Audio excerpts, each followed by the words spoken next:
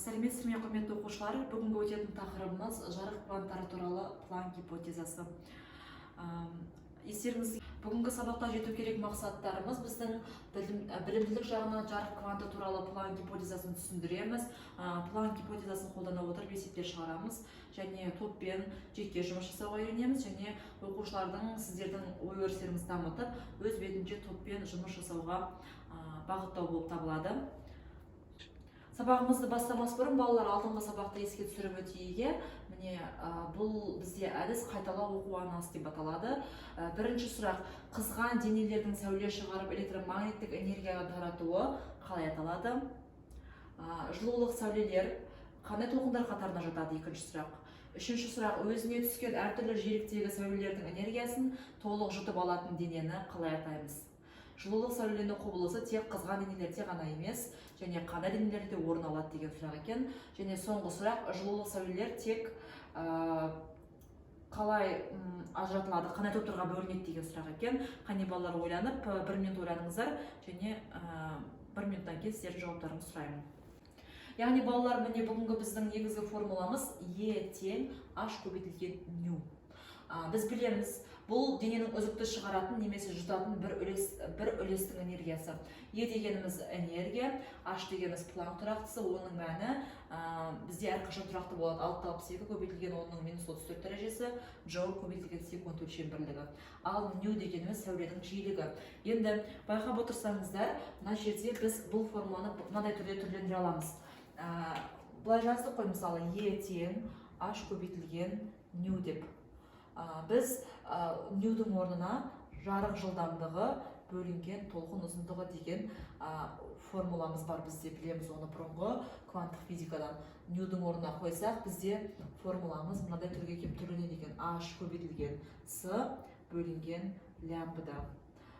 Бұл жердегі Е деп отырғанымыз энергия, H деп отырғанымыз Планк тұрақтысы, жаңа ғана атап өттім өзім. С деп отырғанымыз жарық жылдамдығы. Жарық жылдамдығының мәні қаншаға тең? Білеміз оны, 3 көбейтілген 10-8 дәрежесі метр бөлінген секундқа тең. Ал лямбда дегеніміз толқынның ұзындығы. Қызыл шекараға байланысты немесе басқа да шекараларға байланысты бұл өзі тұрақты беріліп отырады, немесе оны басқа шамалар арқылы табуымызға болады. Олай болса, оқушылар, бүгінгі жазған формулаларды, теңдеулерді бекіту бөліміне өтейік. Осылай міне 3 есеп берілген.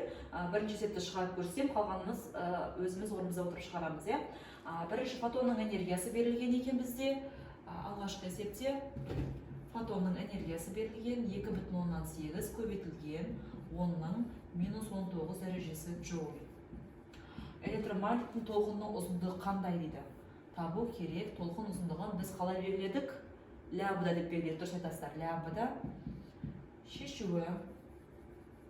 Жаңағы жазған мына формуланы жазамыз. Ішінде лямбда бар. Энергия тең H бөлінген лямбда. Осы жерде мына шаманы табу үшін не істейміз? Екеуінің орнын ауысады тек қана. Ал егер мына жоғарыдағын алымдағы тапқан кезінде мына екеуі бір-біріне пропорция түрінде көбеюші еді. Яғни лямбданы табамыз, бұл дегеніміз H көбейтілген С бөлінген энергияға бөлеміз тең. H деп отырғанымыз тұрақты болды, 662 көбейтілген 10-34 дәрежесі. Жарық жылдамдығы тұрақты 10-8 дәрежесі. Энергия 2,8 көбейтілген 10-19 дәрежесі деген шамаға тең болады екен. Мынаны балалар, орнымызда отырып есептейміз. Бірінші сандарын көбейтеміз, бөлеміз, одан кейін дәреже соңында жауаптарды көрсетеміз, бір-бірімізге көмектесеміз. Түсінбеген жерлеріміз болса сұраймыз. Жақсы балалар, олай болса, бүгінгі сабақ бойынша кері байланысты кинола жатармын. Бүгінгі жұмыстар маған ұнады. Енді мына жерде үй жұмысына 38 жаттығу, оқулықтан 49 параграфты аламыз. Және екінші тапсырманы Макс Планк туралы мән жазба жазып, және осы сөздерге, бүгінгі өтілген сөздерге сөз жұмбақ ребус дайындап келеміз. Бүгінгі сабаққа назар аударғандарыңызға үлкен рахмет.